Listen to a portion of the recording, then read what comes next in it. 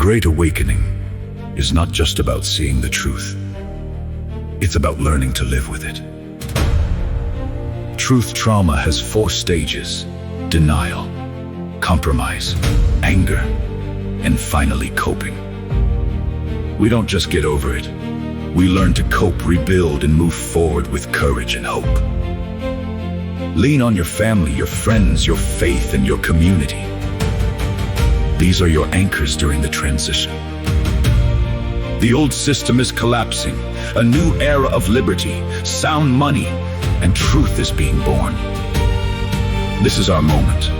Face the truth, cope with courage, rebuild with hope and purpose.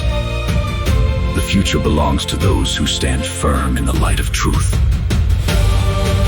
The Great Awakening is here. Cope with courage. Rebuild with hope and liberty.